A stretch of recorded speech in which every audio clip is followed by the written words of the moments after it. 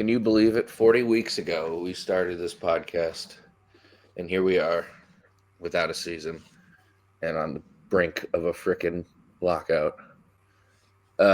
Joe, how you doing? Hi everyone. No, it's good. It's going well over here. We're in the full swing of basketball season, so that's been life and pride and joy for the last month here. We're about recording today, have a game tonight. So once we're done recording, get it ready for that. I know it's like wow, we've been doing this. We're excited. Off season, we had all these plans, and now it's not looking great. It's I said everyone January 1st is my deadline to start panicking. I think not panicking, but to start worrying. But the news that we received over the last couple of days with some updates with the CBA and where they stand, I think it's time to knock down 10 pins here because we got a strike coming. Yep, it seems like it.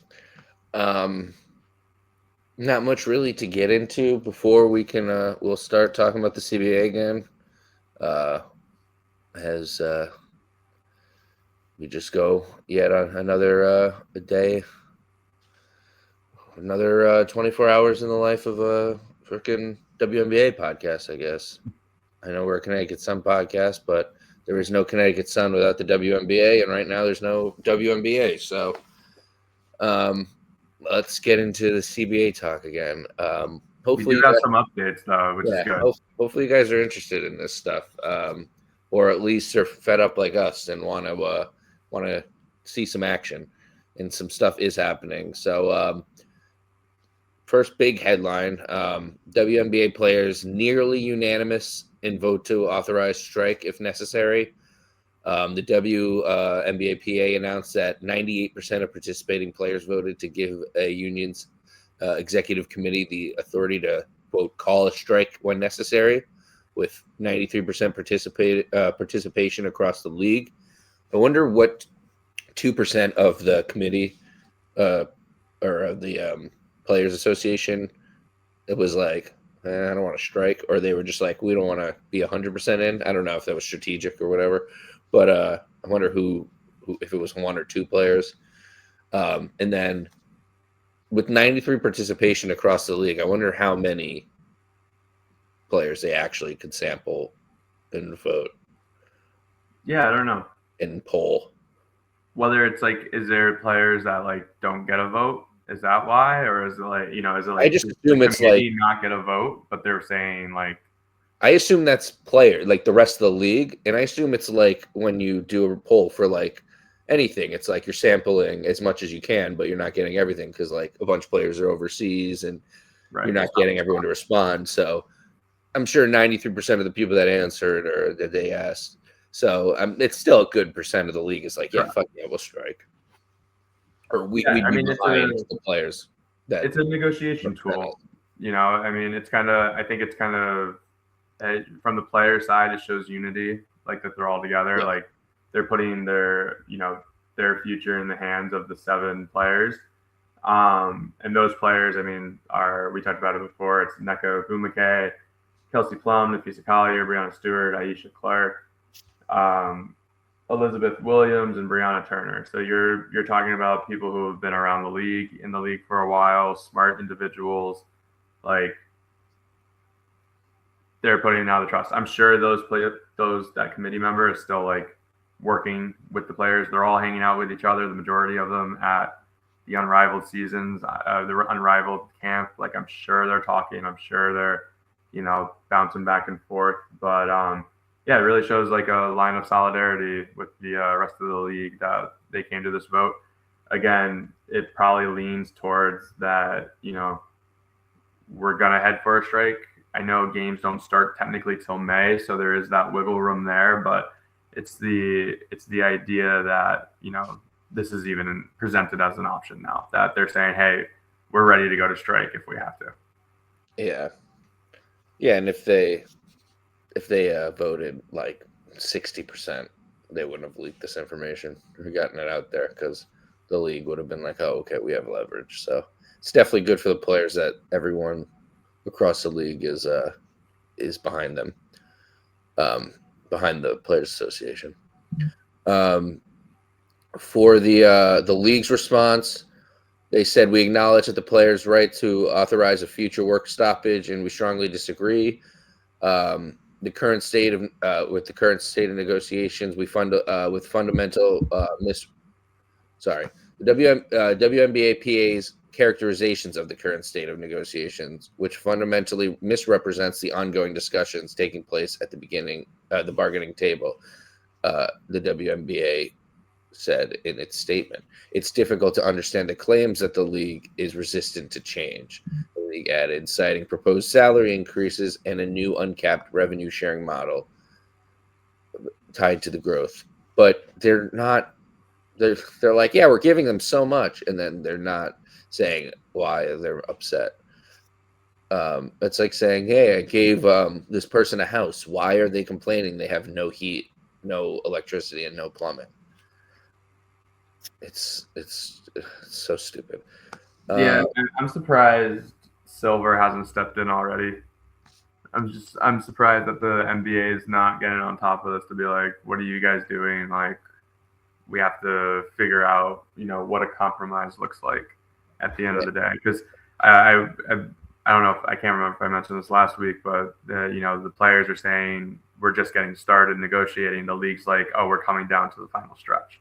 Like, there's just this whole time, there's just been no, like, oh God, what's the word I'm looking for? There's just been no, like, meeting, not compromise, but there's been no, like, common ground of, like, oh, yeah, we like that idea. No, we don't like this. It's like every idea that has come out is just, like, everything very extreme to the left, very extreme to the right. Yeah, everything the league's given them, they've taken something away that's been necessary. So, yep. Yeah, and before we get into housing, I guess that's another situation in the article. I think Silver is like already becoming like an enemy, not just for WNBA, but like I feel like NBA fans are booing him when they see him now and stuff, which he was like the good guy at one point. But well, I think in the beginning when he took over, he went very heavy towards like supporting the players and like everything they wanted, where it was, rest days, like, oh, they can take off days, that's fine during the season, or the salaries or travel. Like, he was very player friendly, but now it's kind of gone like too far to the players, where it's like, these places are charging $600 for an NBA game, and then just using the example, I mean, they're not the players who do it, but then like Jalen Brunson and Karl Anthony Towns are sitting out for the game. Yeah. And someone traveled 300 miles for one opportunity to see them play. And then they're sitting on the sideline because the schedule was 2-3 games in 5 days. And the team wanted to sit them on the fourth game. That didn't mean anything on national TV. Or we talk about the TV deals where you want to watch the NBA. All right, well, now you need Peacock Prime, ESPN Plus or Unlimited, NBA TV. I'm trying to think of all HBO Max. Like, you need all these different avenues just to be able to watch the product. Plus, he also called the NBA a highlight league, where he literally said that you can just watch highlights of our games and know what's going on. So, that's true. Not great. I mean, I still think he's a pretty good commissioner comparably to the Big Four from the men's side, but he doesn't seem to have as many fans as early. He's still better than Kathy, so. But yeah, so moving on to the housing, going on to a Jenna Ortiz article from, I guess, the Arizona Republic from today. What to know about the housing in the WNBA CBA negotiations. The ongoing negotiations between the two sides for the league's future have been some big numbers. Have seen some big numbers, but there's a downside. The league's proposed a 7-figure base max salary as part of a new collective bargaining agreement, but the team's housing has been removed from proposals. As the CBA talks have continued, many WNBA players have been reporting to go to Unrivaled, a domestic 3-on-3 league, which is established, blah, blah, blah. We know that. All right. Us being here in December and January until March is crucial time in the CBA, Collier said. So many things need to happen in that time. Because of that, having us all in one place is beneficial. Things are going to get done. Collier emphasized that the revenue sharing and salary structures are the two biggest points the players will talk about, and other points are important.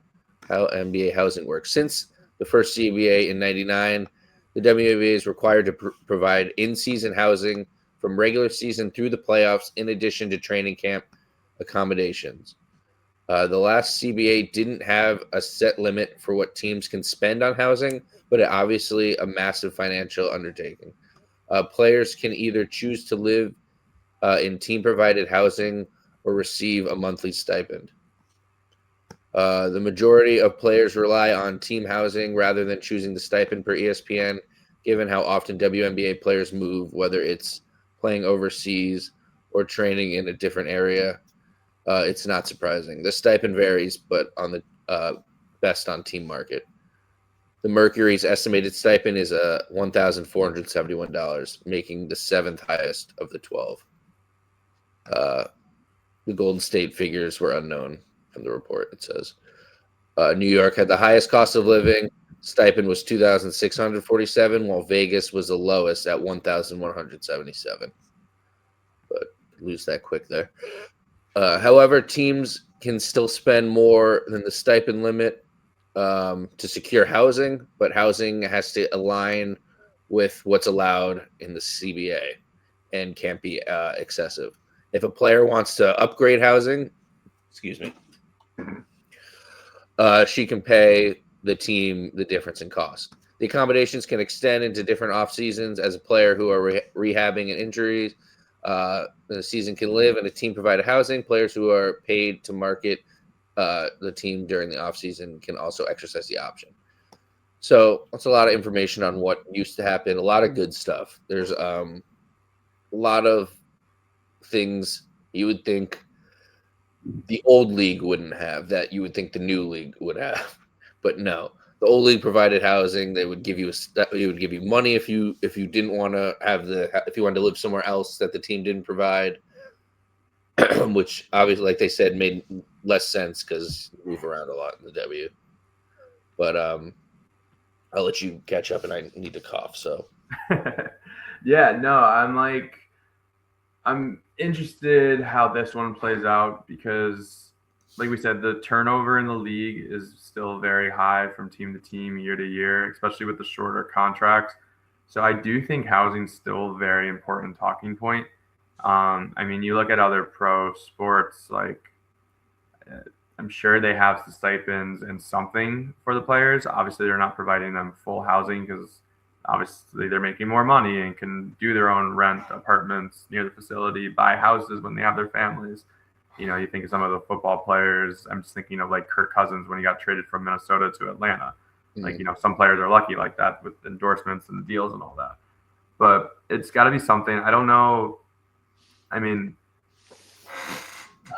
as a homeowner and like knowing what my salary is, and obviously not disclosing those numbers and whatever, and like what me and my spouse make, like it's not easy in living in Connecticut.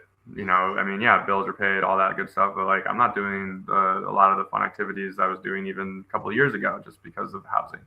So like rent's expensive as well, and if you know you're leaving the team in Connecticut, so it's like I get it. Like the players definitely need something. I mean, the teams definitely need to still be providing. I don't know what in that capacity, what that means. You know, does the housing stipend take away from travel, or does it take away from car services or meals, or if they build practice facilities? Like, I don't know what works best. I mean, unfortunately, there's not really someone that like I can like turn to be like, oh, I know this professional athlete and they lived this lifestyle and it was miserable.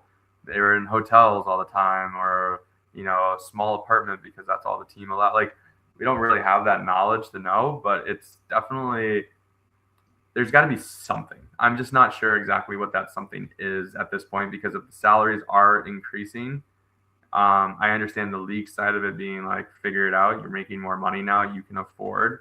But I also understand it from the player standpoint of like, hey, we're traveling. We're not from here. Each team should have a sanctioned apartment complex or something that allows the players to be near. Yeah. You know what? This is my new idea of the day. The new crazy idea of the day. Every team, if you want a team in the WNBA now, you have to put in like $5 or $7 million, whatever, $1 billion, whatever it costs, and your team gets a compound.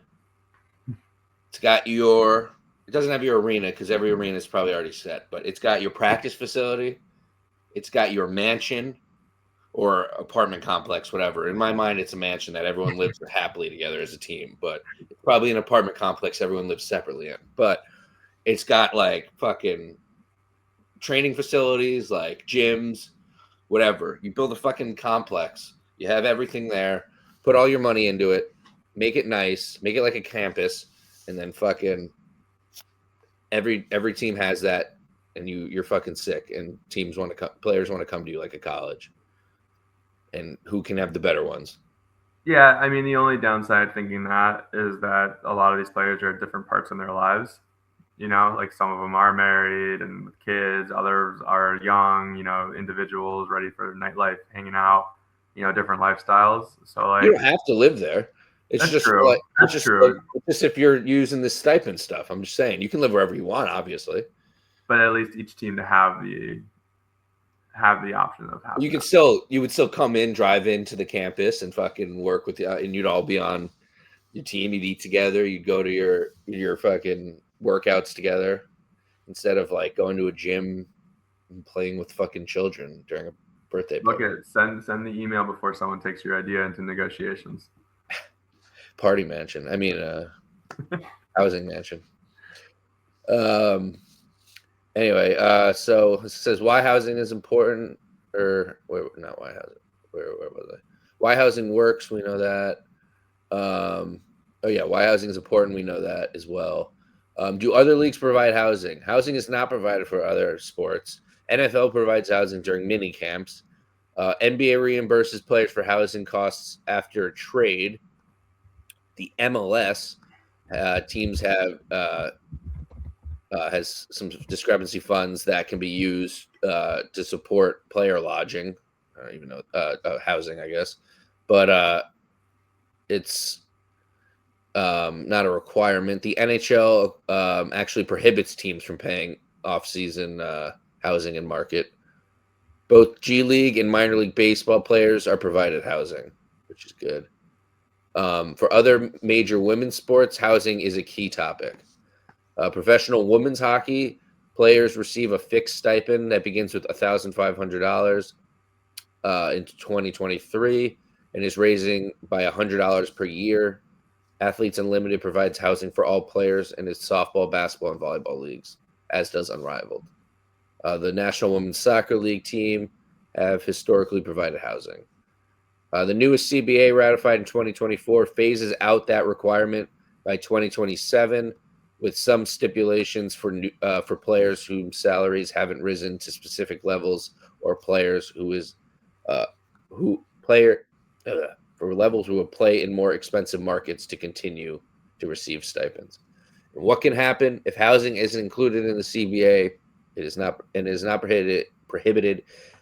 It could be up to the individual teams to decide whether they provide accommodations for players, which probably won't happen. I find it tough for the individual teams to handle, because that's going to make some places better for destinations versus other ones. I feel like that needs to be like pretty much outside of like the amount due to like demographics. I think like you can't have it. One team can do this, one team can do that. Like it just needs to be universal. All right, that brings us into the saddest topic of the day, and I'll bring it to you as I'll go grab something, but I'm not going to leave my room. Yeah, the other news, which I mean, I feel like we're just hanging on for our lives here right now. The the article came out about 4 days ago now. So I was seeing tweets in the news, but the Houston Rockets are looking to make a push to buy the Connecticut Sun and at the same time relocate them to Houston and bring back the Houston Comets. Um, Obviously, this is not a good news. A year ago, we seemed to survive the first wave of the sale. We know public offers that the Boston Celtics ownership group wanted to buy the Sun. We knew a team was put together by former Bucks owner to keep them in Connecticut and move them to Hartford. And then the league itself was looking to buy the team outright and then move them to their location. The deal with the Celtics fell through because the league stepped in and blocked it. Seemed like it was pretty close to being done. And now, and the league seemingly did that because they didn't see Boston as a location they wanted to move into yet, but they'd rather have them in the expansion territory, where Houston kind of seems like this has been the league's ideal situation all along, where they wanted to move the Sun. As a Rockets fan, I mean, obviously, I think it's great. I think Houston should have a team, but at the same time, like, I just don't understand. But as any team, as any city who loses a team or state that loses a team, like, you just think to yourself, why did it have to be our team? Why can't we just add a team there as well? So the offer on the table sounds like they're matching the $250 million amount that a couple of other cities had that had expansion fees, like Cleveland, Detroit, and Philadelphia, that they were trying to do. So it seemed like Houston was matching that route, but then the deal got upped by the Celtics, who had the highest deal at $325 million. So I don't really know what the offer was. I didn't see anything that made like a public offer. It's more so just like that talks are going on and that talks are going well. So that's never really good news to hear. Obviously, we don't want to lose the Sun here. Connecticut, we mention it all the time. Comments on social media, in the news, like Connecticut loves their women's basketball. They do, and you can talk about attendance in the last 2 years, but like, I mean, attendance before that, you know, they were a team that was making it to the semifinals or finals almost every year, so they had the product on the floor. This year was a clear rebuilding year, and attendance, you know, yes, they were near the bottom of the league, but that was almost self-sabotage, I guess we'll call it, in the sense of them trying to sell it and trying to make it seem like, oh, guys, look, we don't have a playoff team, sell. But, you know, now we have one of the best young cores in the league. You're at 99% of the league is free agents. We have a redraft coming up. Like, there's so many exciting things that makes you want to keep this team here. So it's frustrating. I understand the WNBA is leaning towards these markets and selling to teams that already own an NBA team. They have the facilities. They have a lot of the amenities. Like, I understand it from that point, but there's no reason why Connecticut can't put those amenities in. There's no reason that we can't build. There's no reason that there's not a training facility at Mohegan Sun. We've talked about it. Yeah. There's so much open space to the side of the casino. You could easily put something in right there and keep that separate. No one can go in. No one can do that. I'm sure there's so much room in the town or the area, the surrounding cities, surrounding town. Right. No, there's definitely possibility where it can happen. It's just a matter of, I mean, I would just rather have an investor come in and keep it in Connecticut and like do everything that they're supposed to do. Like, the deal that moved them to Hartford was probably best case scenario for keeping it in Connecticut. But again, it seems like the league is very hands-on about the Sun moving out of Connecticut, whether it's to Boston, to Houston, or to an undisclosed location at the time. So not the news we want to hear. We'll obviously keep you guys posted as we see more, hear more articles that come out, do our due diligence. But hopefully, you know, I mean, if there's a season this season, it's not like the team's getting moved in the next 4 months. So all we can continue to do is support our son, support our players, and make our voices heard that we want to keep our son here. Yeah. Yeah, I don't have too much to add. You nailed it. Someone's got to step up in Connecticut like they did when they were trying to get Boston. Although, like you said, the league kind of helped out there. The league's kind of probably more into Houston, as we've seen. Yeah. Like I said to you before, I'm trying not to. I don't know. It seemed like Boston was done, and then so I got really upset, and then it didn't happen, and then so I don't know. I don't want to get too upset until something happens, or whatever. So and overreact. I know when I posted the story about stuff, people were upset in the replies, but we'll see what happens. Houston is at least a city, I guess, a team I can still root for with this roster. It's not Boston, so it's a neutral city. Yeah. Sure.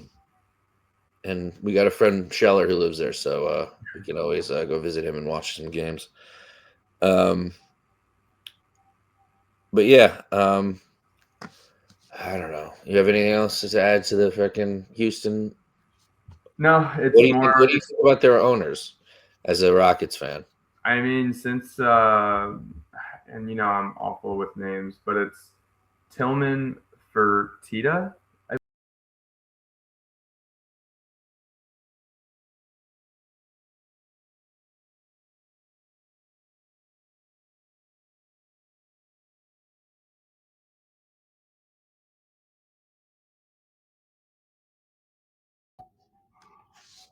Sorry about that. I think we had a little technical difficulty there, but Yeah, someone's internet just went out.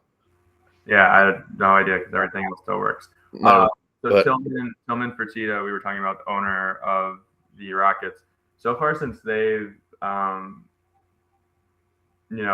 they've kind of turned around the Rockets since the James Harden trade. They had a couple of years there where they weren't great player wise, and him and Stone, I don't know how involved they'd be with the WNBA roster construction, but the Rockets built a really good young core and scouting department over the last 5 years. Good enough to be able to land them big time player Kevin Durant. I know towards the latter stages of his career, but still, one of the top 10 players in the league. Yeah. So you got to think, Houston's doing the right things. But yeah, I mean, it's just frustrating regardless because they just be out of our market and it wouldn't be easy to watch those players. And, as anything, I mean, I can only imagine what like Supersonic fans feel about like watching the Thunder. Like, do they claim the Thunder still? Do they not? Like, I don't know. So yeah, we'll see what happens. Yeah, let us know what your thoughts are. It's not Boston. I know a lot of our fans liked the idea of Boston. They're closer to Boston. A lot of them are Boston fans, so they're probably more disappointed. Maybe a lot of them will shift to Boston, which sucks for our show. Or we'd be sad to lose you guys, but yeah, let us know what you think of all that, and how we can plan to keep the sun in Connecticut and what we can do. But yeah, so a little bit of other news with the new teams. The Portland Fire hire an WNBA legend as an assistant coach. Sylvia Fowles, big Sil, 6'6" center, former MVP. Off the court, she was Mama Sil.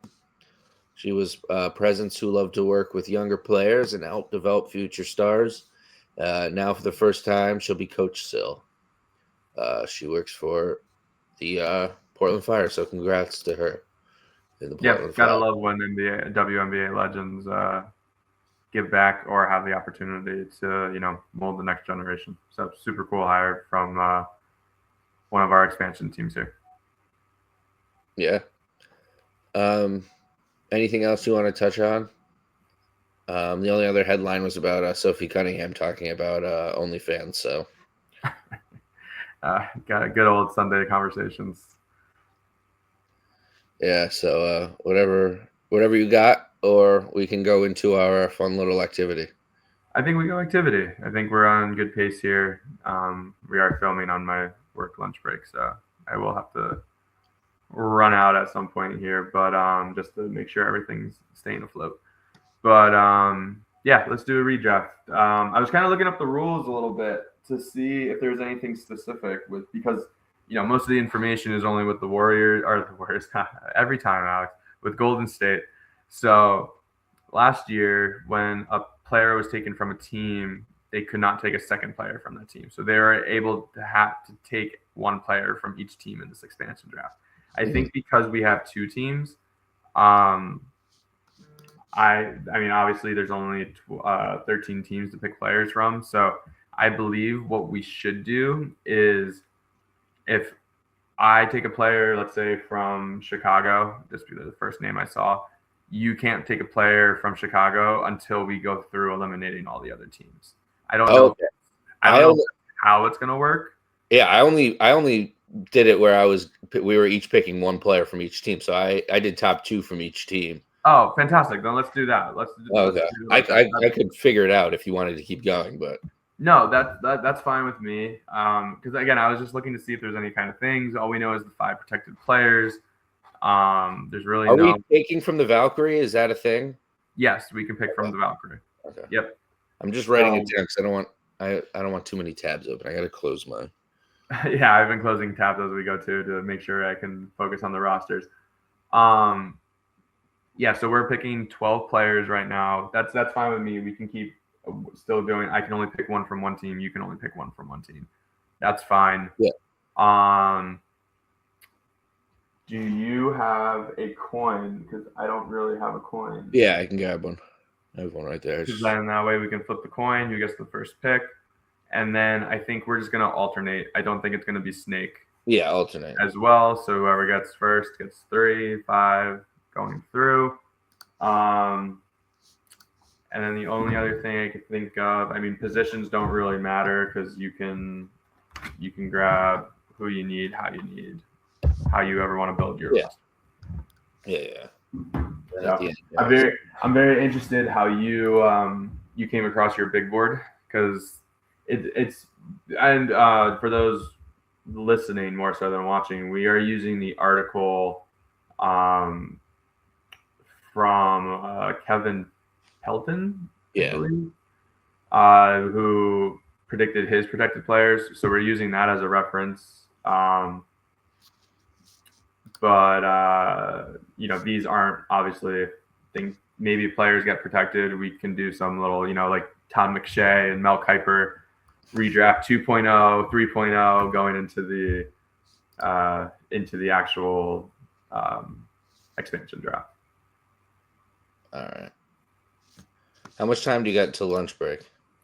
I'd say probably another 20. All right. Would probably be all right. All right. I forgot to get the coin, but we are recording again. All right. Call it in the air. Calling it. We're going right into it. Catch it and flip. I'm calling it. Yeah. All right. Heads.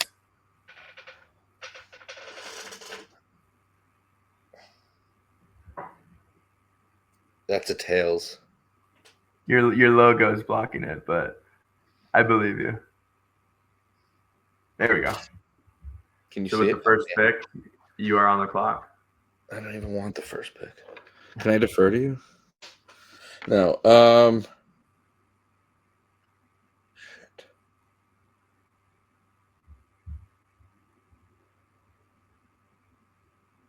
All right.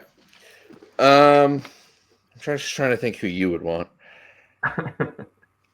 No. I got a few names that excited me. I'm gonna go young. There's a couple of vets I want. There's a couple of young players I want. That's kind of what my strategy I think will be Sorry, I'm just going to explain it. Say it in the beginning, I guess. Mhm. I'm going to take from Dallas.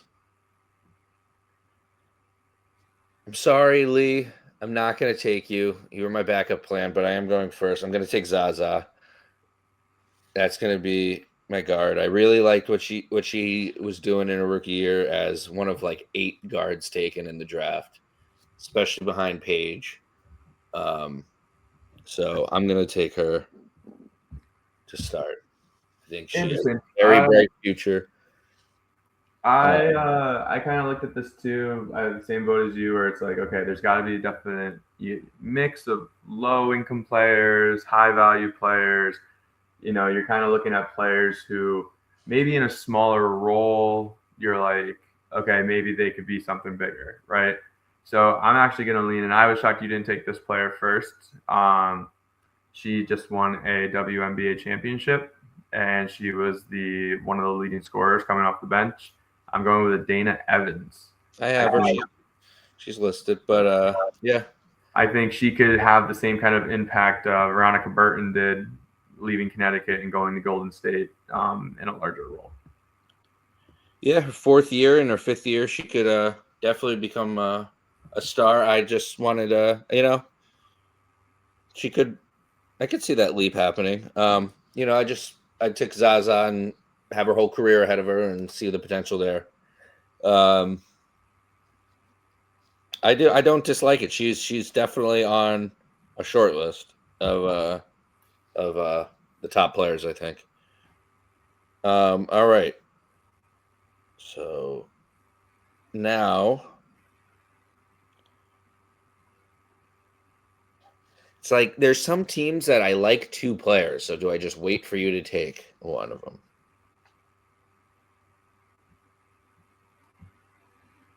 It's a lot of height that I like too. There's a lot in the forward positions. There definitely is.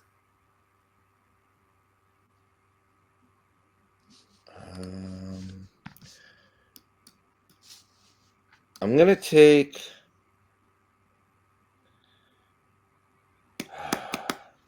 I'm gonna see if you jump.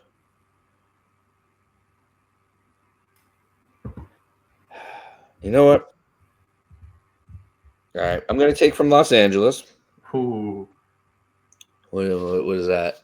Who is that? Is that where you were going, or is that just a bad pick by me? Keep going. I'm going away from the rookie. Sarah Ashley Barker would have been my backup, but I got Zaza as a rookie, and Sarah Ashley Barker didn't have a great rookie season. I don't think it's because of her. I think she had a lot of play behind, but I'm taking Azra Stevens. I think she had a great first half of the season last year. Little disappointing in the second half, but I do think she has a lot of good in her game, and I think on a new team she could be a focal point on a team that without a real superstar. Well, and I think that I was going to make that same pick. I was debating back and forth whether or not Stevens was going to be my first pick. Actually, that's how highly regarded I thought of her in this. I think Cameron Brink being there, probably going to play healthy full season. I think it just makes sense for a team to go after a player like Azra Stevens, who can shoot the ball well from the outside, great inside defender. Like you said, could be a much different player in a bigger role potentially. So now that means I have to kind of shift my thinking, which means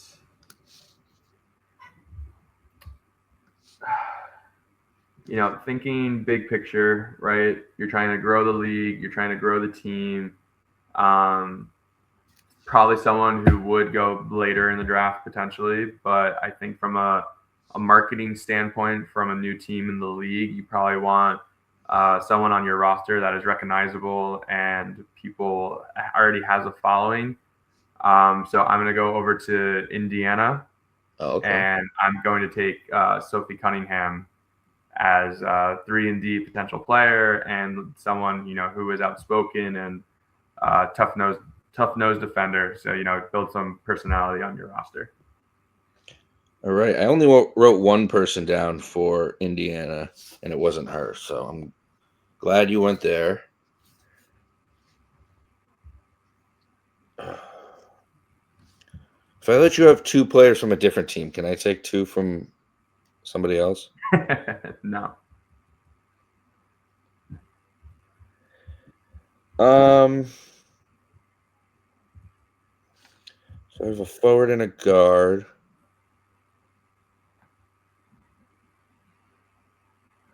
I'm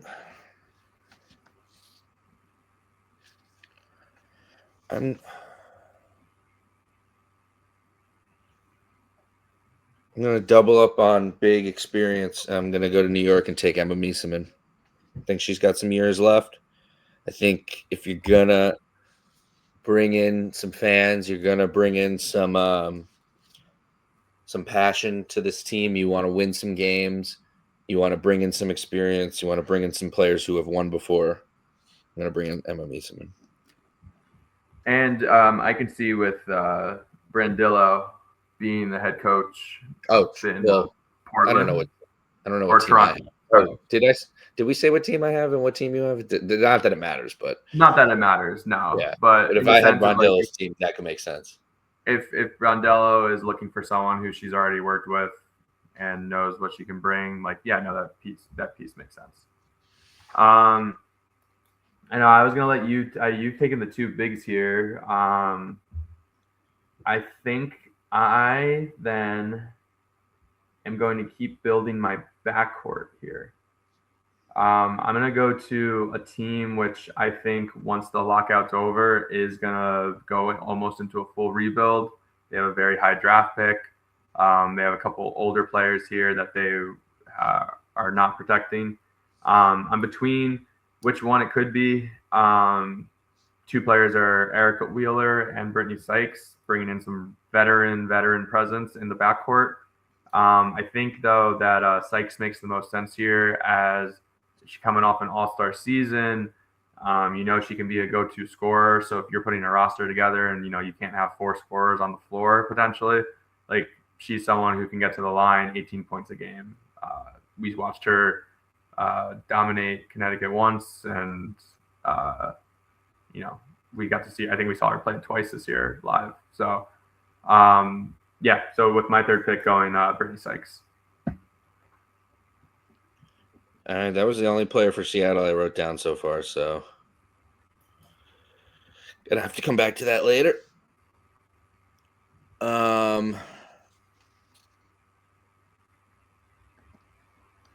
then hold on. Sorry, I just making notes. All right.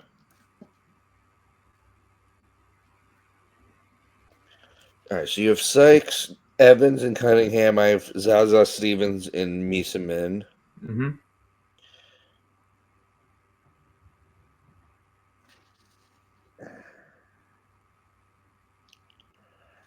I still want to just take the best players available. It's tough. Welcome to the coaching world. Do you take the 12 best players, or you take 12 players that are going to best fit your system? Joe, I've been GMing for years in fantasy, unsuccessfully. I take the best players. I strongly believe you take best player available and make it work. And then when you're trading, you make the fits.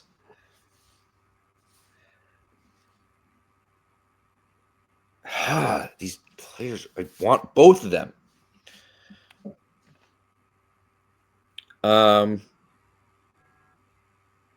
I just don't want Lindsay Allen, so I'm just going to take Liv then and get backup depth at the center or legit center if Mieseman's not going to play center. I don't know. She lists that forward. I don't know why. I feel like she's a center. So we're going, oh no? Lindsay was the only other player I would want because she's a good backup guard, but I know you want Liv at some point probably. Yeah, I thought she would drop a little further down. Yeah, All right, so then there's two. I don't know why you haven't picked somebody. I thought you were going too early so I could pick the other player and be all right with it, but now you're forcing me to pick. So now, are we talking Minnesota? No. Okay, go to Minnesota then, because I'm going to pick the other player because now I should based on something else. Oh, I was just curious. Okay, so my next pick. This is a player, and I talked about it during the season when we played this team. I think we played them 5 times. It felt like for Atlanta, Nia Coffey. She was somebody who I was very impressed with. I think she had like a double double versus us. It was like 18 and 11 or 18 and 9, very close to a double double. Yeah. She showed, that's a very loaded front court there in Atlanta, and blanking on the name with Naz Hillman coming into her own, winning 6th man of the year. I think Nia Coffey could benefit from playing stretch 4 or 3 for a expansion team. I'd be interested to see what she does against in a bigger, more consistent role. So Nia Coffey. Yeah, Nia Coffey would have been my Atlanta pick when that time comes. I think she's a great bench piece, 8-year veteran, or going into her 9th. Yeah, all right. So I'm going to Golden State. Getting the vet, going into her 13th year, bringing in ticket sales, bringing in points, bringing in wins. Hopefully, I'm taking Tip Hayes. Yep. There's another player I want. I don't know if he'll take her. I'll just wait and see. But with the position, I need guards at this point, and she is a great player. And I think we have good youth. We have some good vets, and she adds to that. We got, Liv and Zaza are young, and then we got Tip, Stevens, and Misamin, who had veteran depth. All right. So now the next player I'm going to take, my bold prediction is this player will be the first player taken in the official expansion draft if they're not protected. I'm going back to Minnesota here. I think Bridget Carleton. I think in the last couple of years, her role has not diminished, but it's been more really straightforward of just catch and shoot and play defense. I think her on a different roster, I wouldn't be surprised if she made the jump and started averaging like 15 points a game playing for a different roster in a lead role. Now, like my roster construction, maybe not the greatest right now with a little bit guard heavy here, but the value for me right now getting Carleton in the 5th. Yeah, if I could pull it up real quick. It's already not been quick, but she is at 6.5 points, 3.6 rebounds. So make her more of a focal point. She could be at like 12 and 6. Alana Smith's at 9 and 6, being like slightly above more usage than her. Jessica Shepard, who's also basically, they're all at the same role. She's at 8 points. So if you like mash all of them together and put one of them on a team solely, yeah. Yeah, and Minnesota. We talked about their roster. They're the most interesting one because they've got players you're protecting. If you're protecting Collier, McBride, Smith, and Courtney Williams, that means you've either and they have right now they're protecting the rookie that they didn't play, Dorka Juhas. Yeah. So but if let's say they decided instead to protect, you have to protect one of Bridget Carleton, Dejanay Carrington, Natasha Heidman, Jessica Shepard. Those are 4 potential starters on a different team that just play on one of the top levels. Heidemann is a super 6-man, but could start somewhere. So Minnesota is a very interesting team during this expansion draft process. Yeah. All right, halfway point. All right. Who you got? All right, I still need Atlanta, Chicago, Indiana, Vegas, Minnesota, Phoenix, Seattle, Washington. I'm gonna get some. Ooh. was gonna say something and then probably take a worse player. I'll take some shooting. I'll take some threes. I guess I'll go to Chicago and take Rachel Banham. I had a feeling that's where you were going. 9-year vet, guard. Pretty much one of the only highlights when Rachel, I don't know what I was. Oh, she's Rachel Banham. I was going to say when Rachel Banham was out. When Angel Reese was out, she was nailing threes all over the place. Back to you. Back to me. I'm gonna go. I was actually going to go with Chicago as well with this pick, but I'm gonna go with the vet, Elizabeth Williams. Your girl, you love her. She is a Duke graduate. She's very solid, like you said. I mean, there were games when Reese was out where, she was averaging almost a double-double. So that's got to be entertaining as a GM here. Yeah, she was my backup pick. So I don't know that. What team can I pick that you haven't picked? Washington and Phoenix are the only two teams that neither of us have picked. And it's mine, right? My pick. So this is who I was thinking about anyway. I'll double up on it. I'll take Sammy Whitcomb from Phoenix. Could have went Lexi Held with the rookie. See how that goes, but I am going with a very older roster, trying to win now, trying to get some fans involved, and then we're going to draft and hopefully trade some players along the way and get some picks. I am just very quickly updating what teams I still have to pick from. All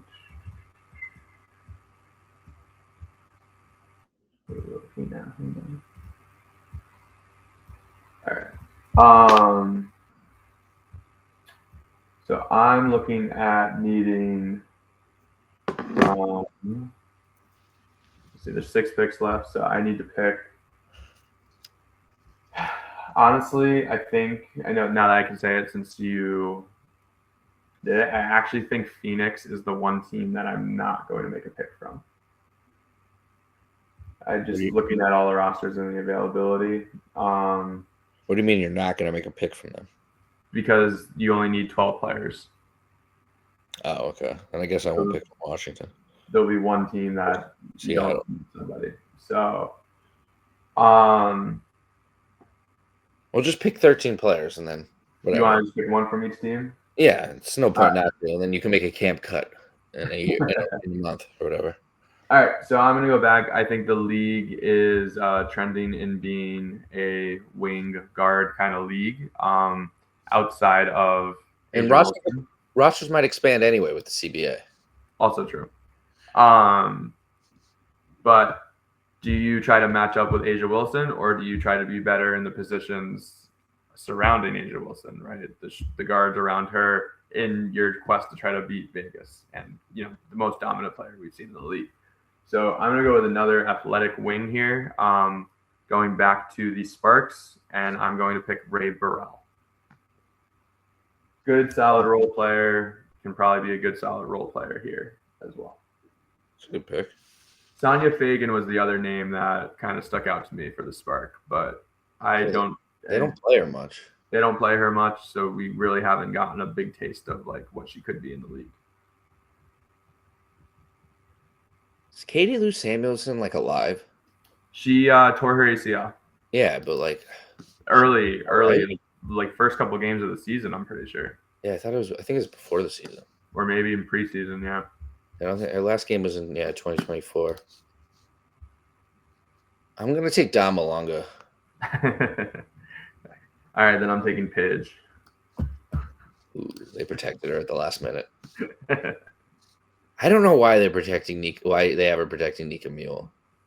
Love it, but I guess they don't really have much else. They have the draft pick. I think their protection is going to be based on it'll probably be done beforehand, but I love Nika Mule, but she's always hurt apparently. Oh, crap. Erica Wheeler, what are you? You're 9-year vet, 10 points a game. All right, I'm going to go off that team for now. I'm going to go back to Indiana. I'm going to take guard Ari McDonald. Only been in the league 4 years, so that gives me some youth.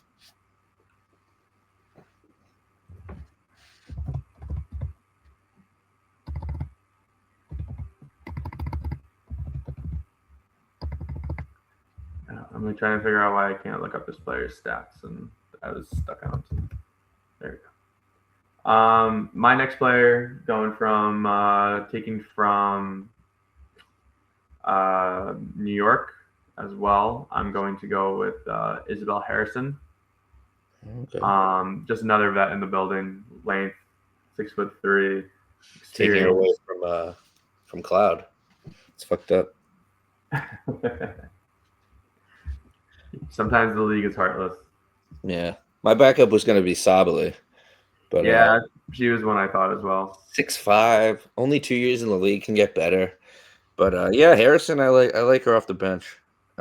She seems to have gotten better too as the years gone on. I don't actually know how good she was in her prime, but as a bench player, I mean, last career average 7-4.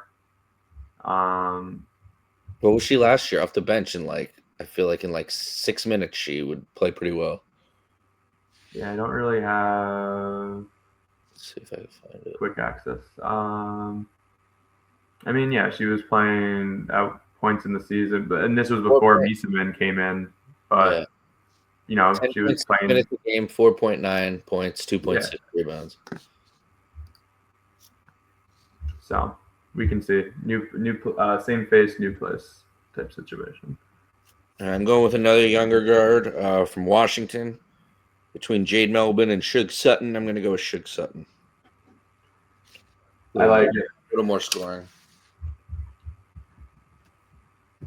Oh, shit. Who did you pick after Wickham? Sorry. I'm not doing it in order. I have Banham, Liv, Zaza, Tip Hayes, Ari McDonald, Stevens. Yep. Thank you. All right, so then you're going Sutton, and then I am going to go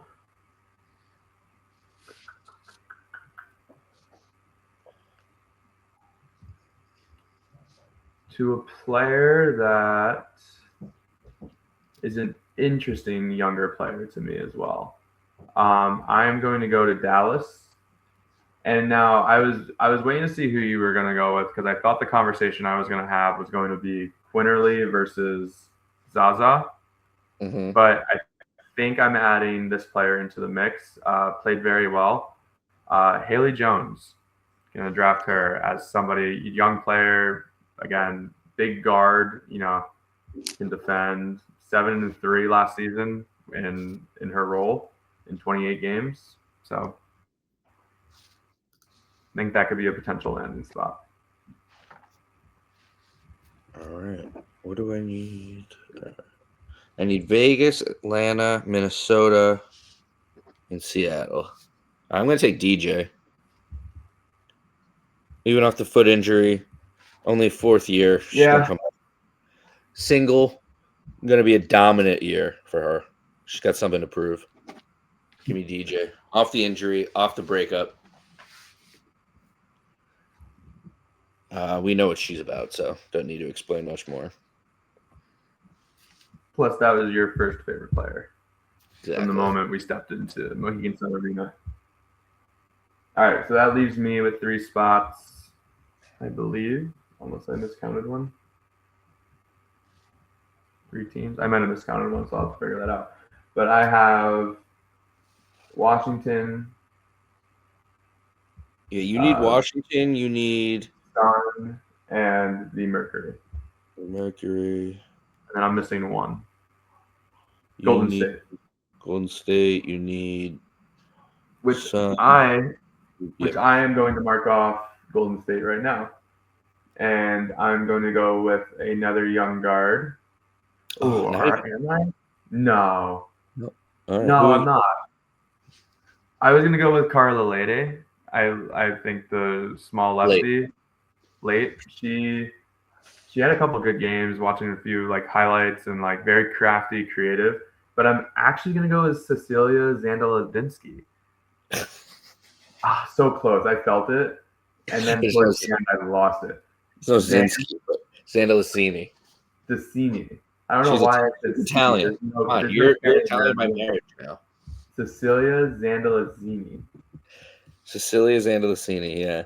Yeah, those were the two yeah, her and Tip Hayes is who I was debating over. I really like Zandalicini. I think she's going to be pretty good in the future. Yeah, so do I. I kind of forgot that she was available. She might go pretty early in this expansion draft, to be honest. Yeah, I think both her and Hayes would go early. Honestly, I think one could be like a future like Tip Hayes is like, this is who we're promoting for the first couple years of our franchise, like a Kayla Thornton maybe. And then yeah, and I mean, you saw this be a from sneaky like, yeah, like look, this is our foreign player who's nasty.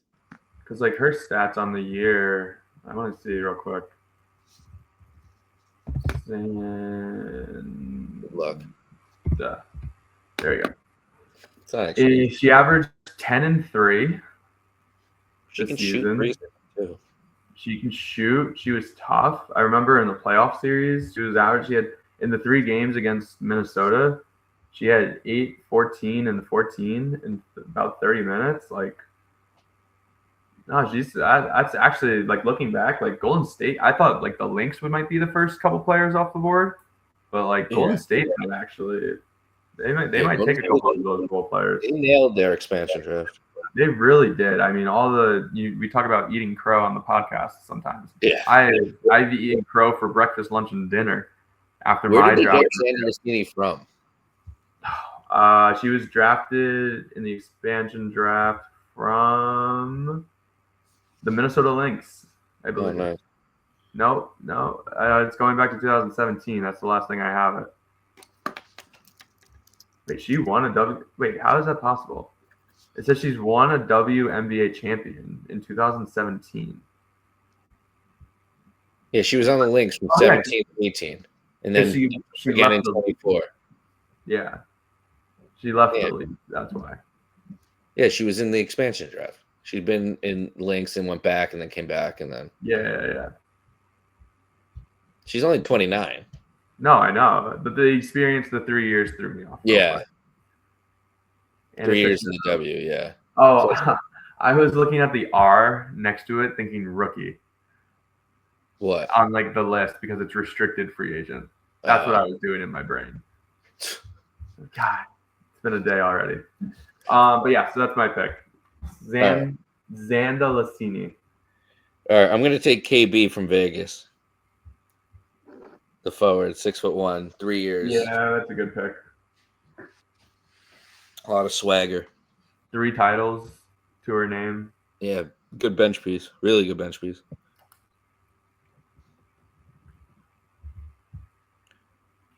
All right, I'm going to go. So we're looking end of the bench here. People that you'd want to take a chance on, maybe some potential good locker room people. So I'm going to go to Washington, and I'm going to take Alicia Clark. Clark, the veteran in the room, can help help some of the players develop. Can play still, can hit threes, can play tough nose, physical defense, but look at her as someone as the adult in the room, the voice in the room that teams will follow. Yeah. All right, and I'm gonna just my last 2 picks, I guess. So I'm gonna take Erica Wheeler. Yep. And then you're gonna take. Then I'm going to take. You took Wickham, right? Yeah. So I'm going to take Lexi Held. Okay, and then I'm going to make one of our listeners happy and take Sika Kone as my last pick. A lot of height and young. And then that means with my last pick, I'm going with the Connecticut Sun. And I am going to take Haley. Just kidding. I'm going to take Rhea Marshall. I think she finds her way. Again, I read an article where it was like Haley Peters could be in that veteran role as well at the end of a bench. But yeah, I'm gonna go with Rhea Marshall for the potential.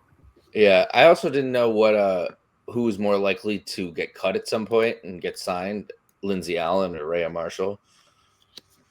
So I thought Rhea would probably get cut more, would more likely be a free agent at some point. And I was like, Yeah. I'd snipe Lindsay Allen probably as a veteran guard this year.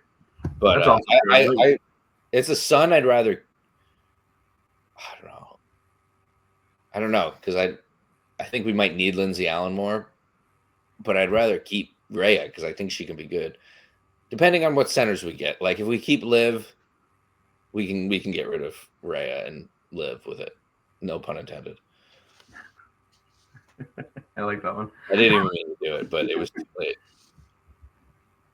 I think I'll probably type up this list so we could post it to the page. Yeah, I'll actually post this one. This was fun. This was good. Yeah, my last one. I was upset because you knew my team was better. Yeah, no, I just it was I don't know. Yeah, I don't know what happened.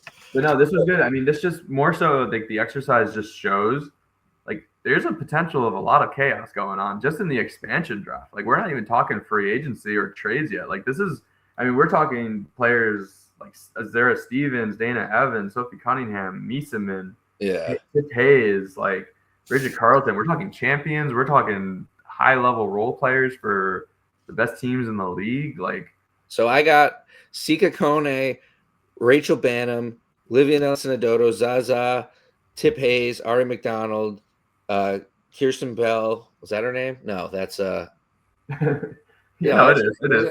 Yeah. I was trying to say Kirsten Storm, the girl from what's the movie?